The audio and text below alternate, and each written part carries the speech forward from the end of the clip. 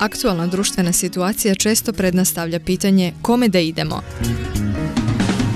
Gdje tražiti odgovore i rješenja za mnoga životna pitanja? Ne boj se, Bog još ima zadnju riječ za tebe. Za vjernika odgovor će uvijek biti Sveto pismo. Kome da idemo? Ti si ljubav Božja, pomazani Boži, ti si Anja Bože Mesija. Vjerska emisija u kojoj aktualiziramo biblijska čitanja. Kome da idemo?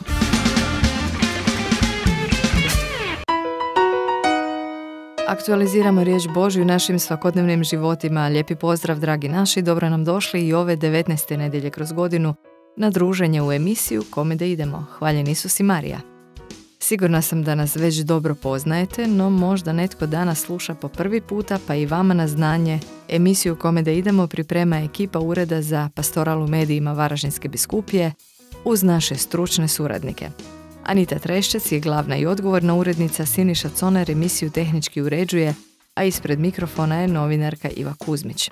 A od naših stručnih suradnika po posljednji put će s nama danas biti donedavni gvardijan Franjevačkog samostana u Varaždinu, fra Goran Malenica. Uspjeli smo ga još jednom uhvatiti prije odlaska na novu službu, te smo snimili razgovor o evanđelju. No idemo po redu, glazba, pa slušamo evanđelski tekst. Gospod mene vodi, pjeva nam navještenje.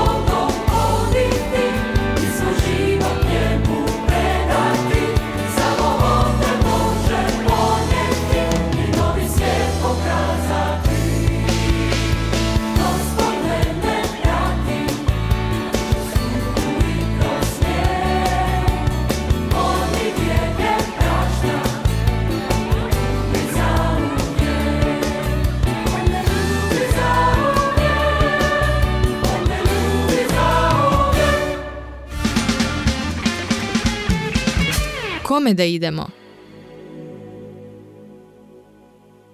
Iz Evanđelja po Luki. U ono vrijeme reče Isus svojim učenicima: Ne boj se, stado malo. Svidjelo se Ocu vašemu dati vam kraljevstvo. Projdete što god imate i dajte za milostinju. Načinite sebi kese koje ne stare, blago nepropadljivo na nebesima, kamo se kradljivac ne približava i gdje moljac ne rastače. Doista, gdje vam je blago, ondje će vam i srce biti. Neka vam bokovi budu opasani i svjetiljke upaljene. A vi slični ljudima što čekaju gospodara kad se vraća sa svadbe, da mu odmah otvori čim stigne i pokuca. Blago onim slugama koje gospodar kada dođe nađe budne. Zaista kažem vam, pripasat će se, posaditi ih za stol, pa će pristupiti i posluživati ih. Pa dođe li o drugoj ili o trećoj straži i nađe ih tako, blago njima. A ovo znajte, kad bi domaćin znao u koji čas kradljivac dolazi, ne bi dao prokopati kuće. I vi budite pripravni, jer u čas kad i ne mislite, Sin čovječji dolazi. Na to će Petar: Gospodine, govoriš li tu prispodobu samo za nas ili i za sve? Reče Gospodin: Tko li je onaj vjerni i razumni upravitelj što će ga gospodar postaviti nad svojom poslugom, da im u pravo vrijeme daje obrok? Blago onome sluzi kojega gospodar kada dođe nađe da tako radi. Uistinu kažem vam, postavit će ga nad svim imanjem svojim. No rekne li taj sluga u srcu: Okasnit će gospodar moj, pa stane tući sluge i sluškenje, jesti, piti i opijati se, doći će gospodar toga sluge u dan koji mu se ne nada i u čas koji i ne sluti. Rasjeći će ga i dodijeliti mu udes među nevjernicima. I onaj sluga što je znao volju gospodara svoga, nije bio spreman ili nije učinio po volji njegovoj, dobit će mnogo udaraca. A onaj koji nije znao, ali je učinio što zaslužuje, udarce dobit će malo udaraca. Kome je god mnogo dano, od njega će se mnogo iskati. Kome je mnogo povjereno, više će se od njega iskati. Kome da idemo?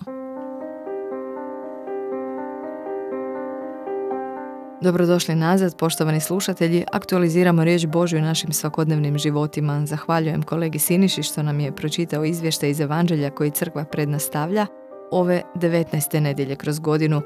Aktualizirat će nam ga fra Goran Malenica. Fra Gorane, hvaljen Isus i Marija, dobro nam došli i ovog tjedna. Uvijek je hvaljeni, hvala lijepo na pozivu. I ove nedjelje Isus nas poučava o tome što je važno u životu, čime naš život, naše srce treba biti bogato i upozorava da ne odgađamo skupljati pravo blago našega života.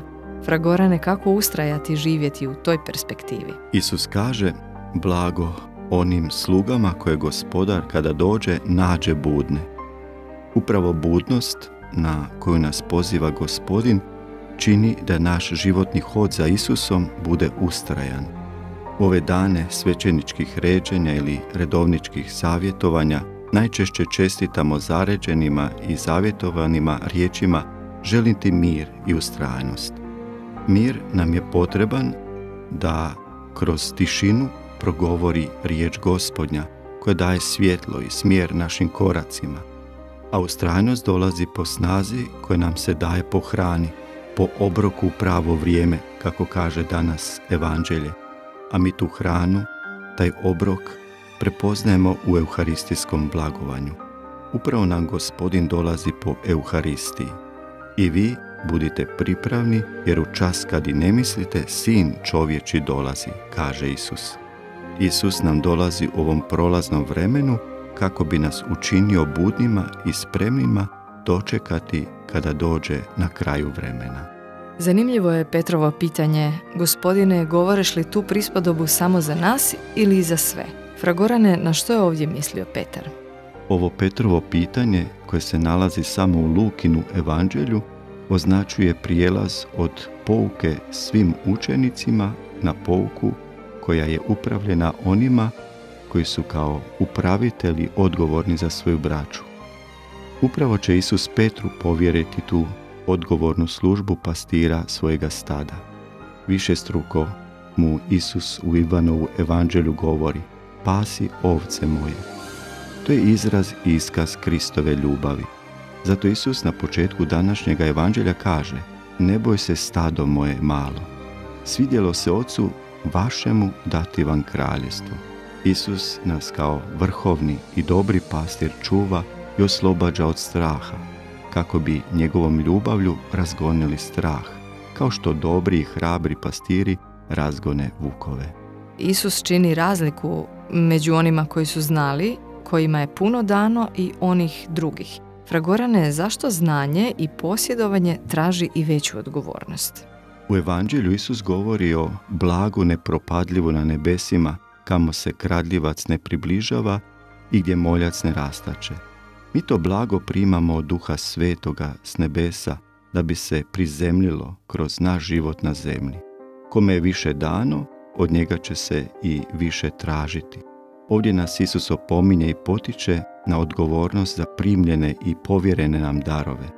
Karizme u crkvi su darovi Duha Svetoga, darovanih nama, pojedincima, na opću korist, na izgradnju crkve kao zajednice. Zato katekizam Katoličke crkve veli: Duh Sveti na različite načine izgrađuje cijelo tijelo, crkvu, u ljubavi, po milosti datoj apostolima, po krepostima koji čine da se djeluje u skladu s dobrim i po mnogobrojnim posebnim milostima zvanim karizmama, po kojima on vjernike čini sposobnima i spremnima da prime razne poslove i službe korisne za obnovu i daljnju izgradnju crkve. Karizme su milosti Duha Svetoga koje izravno ili neizravno koriste crkvi, a imaju za svrhu izgradnju crkve, dobro ljudi i potrebe svijeta. Tako govori katekizam Katoličke crkve. Vjerujem da se sjećamo kako nas je Papa Benedikt u godini vjere 2012. i 2013. poticao da čitamo katekizam Katoličke crkve i time više upoznamo sadržaj vjere i produbimo svoju vjeru, a time posvijestimo zajedničku odgovornost i brigu za crkvu. Neka i naše znanje o vjeri bude ulog za karizme koje s ljubavlju grade crkvu.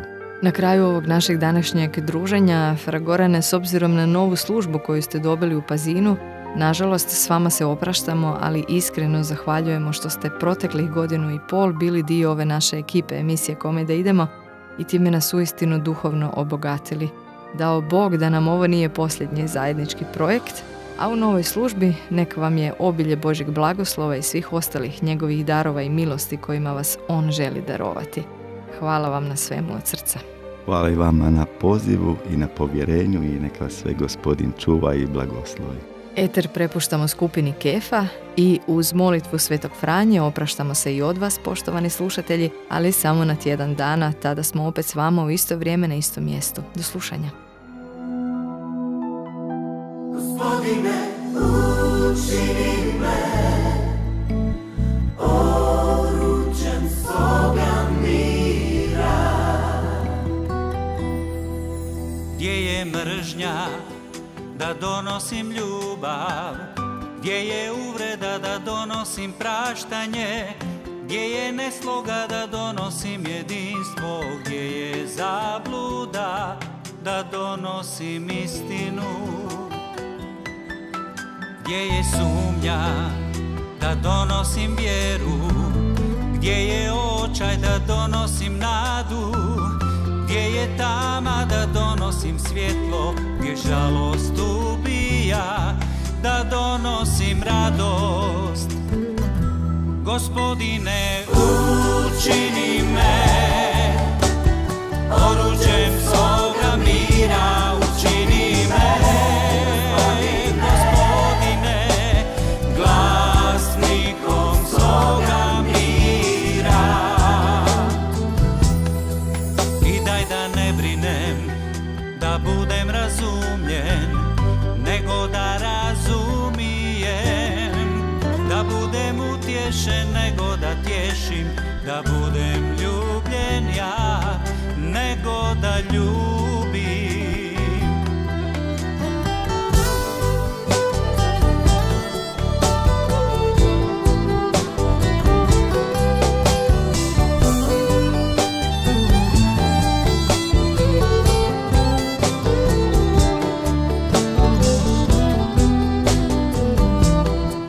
Tko sebe daruje, taj se i prima. Tko se zaboravlja, sebe će naći. Tko prašta, sve će mu oprošteno biti. Tko sebi umire, za vječnost se rađa.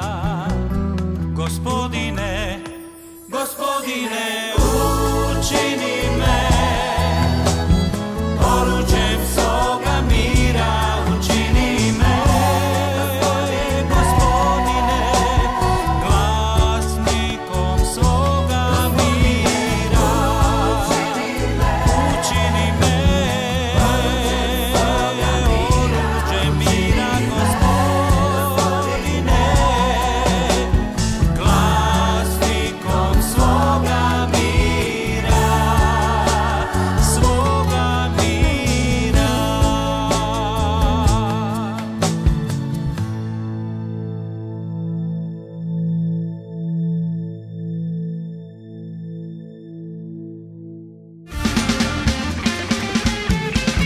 Kome da idemo?